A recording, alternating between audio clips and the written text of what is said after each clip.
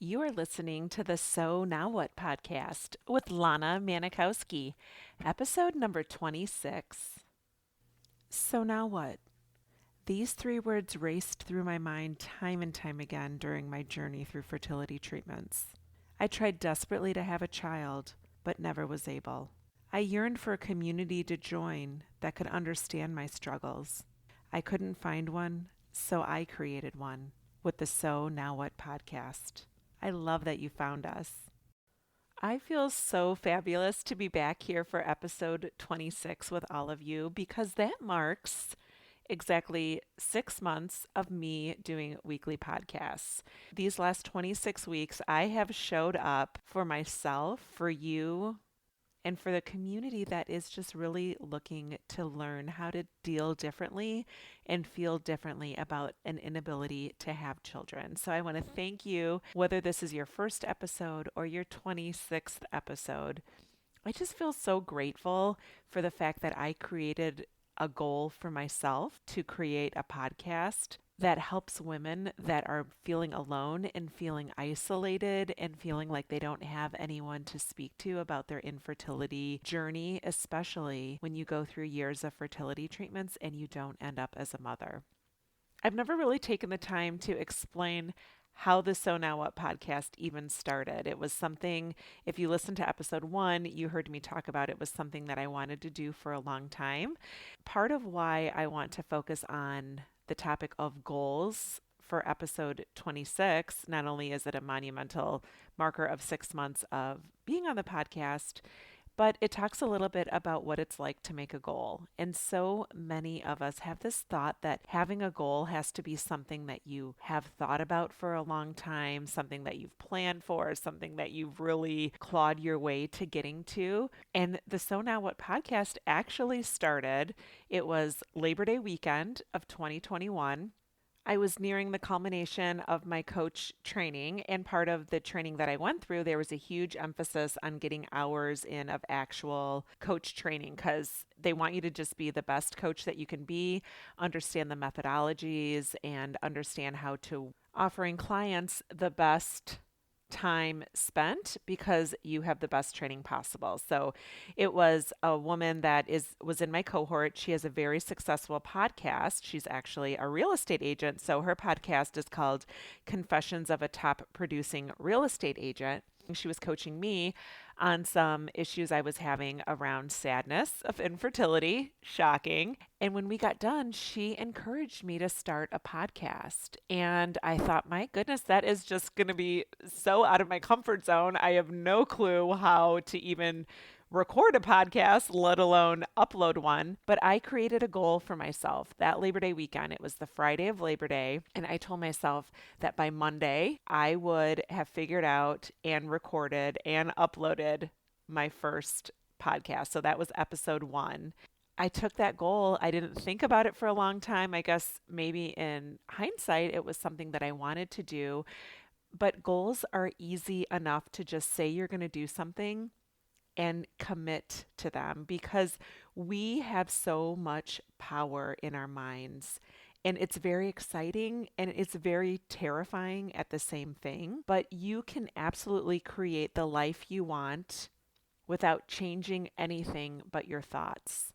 So instead of going from a belief or a thought that I had that there's absolutely no way I could figure this out, I just created the belief for myself on that Friday 6 months ago and said, I'm going to figure it out. Changing the belief, if you've been following along with the belief, feel, act cycle, I believed that I was just going to try something out. It made me feel curious. And when I was feeling curious, I started researching online, asking questions, doing some follow up, and just decided that I was going to create that goal for myself. And it did not have to be something that was long and drawn out for months. So, when you take full responsibility for your life and the things that you will accomplish, You are just going to be so amazed. So here I am, 6 months later, with all of you listening and nearing 2,500 unique downloads of this podcast, which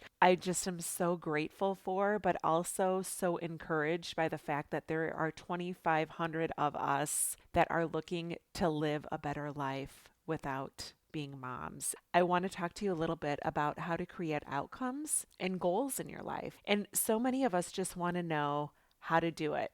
Give me the 1 through 10, how to create a podcast, and then I'll figure it out. But life just is not like that. But if you manage your mind and tune into your brain and your beliefs, your brain is going to continue deciding whether you're able to manage it or if it's going to manage itself. So when we take responsibility and actually create the thoughts and the beliefs that we want to have about our goals or the things that we are wanting to accomplish, that is going to create the feelings that are going to motivate you to take the action at work, at home, in your relationships, because it's really hard to argue against the idea that you can do so much based on your mind because there's so much evidence that supports it. People who you talk to that are goal driven people are no more lucky or talented or brilliant than you. The difference is people that have goals and are focused on outcomes and creating goals for themselves, we are just willing to figure things out, willing to be uncomfortable, willing to take a stab in the dark and create a podcast. My first podcast, I was in my closet, you guys, with a pair of AirPods in my ears, and I recorded it on my laptop. It was something that I wanted to do. And if I put too much emphasis on it sounding perfect and the quality of it being like somebody who's done a podcast for 3 years that has 1 million listeners, I probably never would have done it. But if you just allow yourself to change your beliefs or how you're programmed and what your mind is seeking evidence for on a daily basis, your mind will find ways to prove your beliefs true. So choose the beliefs that you want to have that are going to drive you to the goal you're wishing you could achieve, or that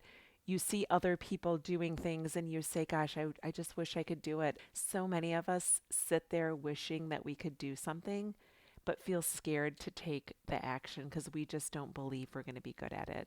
And I believe that having goals is not to necessarily be happier than we are today, but I believe setting goals is because our purpose on this planet is to evolve into the next best version of ourselves.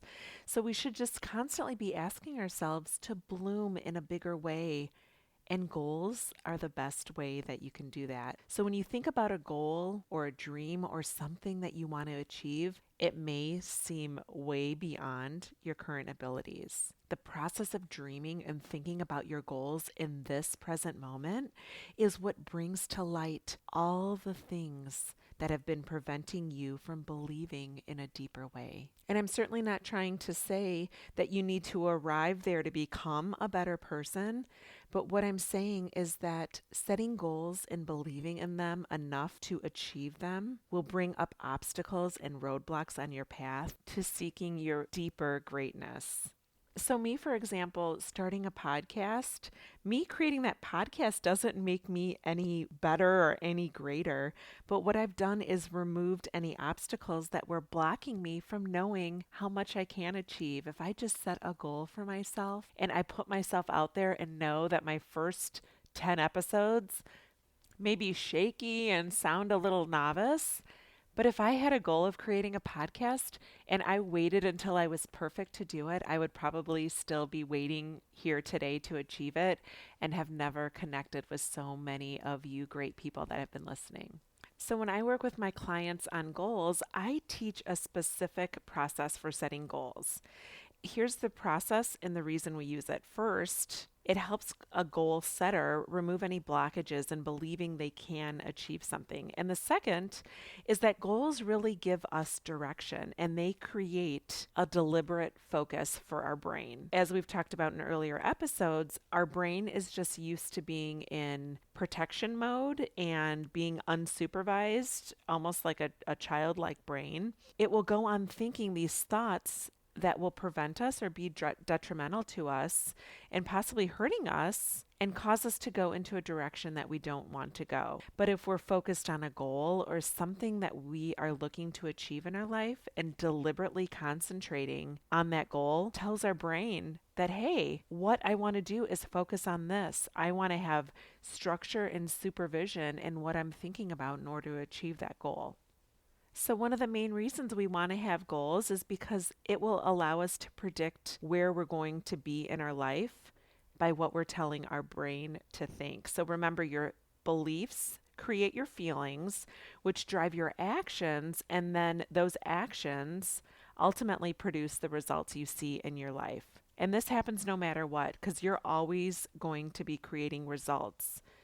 Results don't just happen to you. So, whether they're good or bad, results happen. And goals are a way of deciding what it is you want the results to be, just instead of moving along haphazardly and letting your brain decide without having any sort of intention. Okay, so I want to ask, do you dream? Now, many of us who've been through fertility treatments, we have trouble dreaming because we feel like not having a child and going through all those years trying, that our dreams just no longer are available to us. So I want to ask you, is it possible to allow yourself to dream about what you want? Do you ever think about the future? Do you plan what you want to create with your life?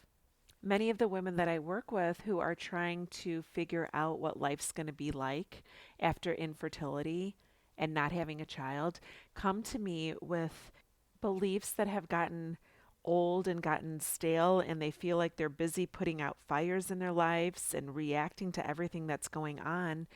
And they just don't have a plan because they don't know that they have an opportunity to dream. And most of us have only allowed ourselves to want from a place of scarcity. So every time we've wanted something or dreamed about something, it's because we're feeling a lack of it. And when we start dreaming about it, it actually causes us pain. And people stop dreaming because they don't want that contrast. They don't want to think about what they want versus what it is that they really have in their life. So, my exercise for you this week is to list 25 things that you want. It can be anything from objects to feelings. Just brainstorm what comes to mind.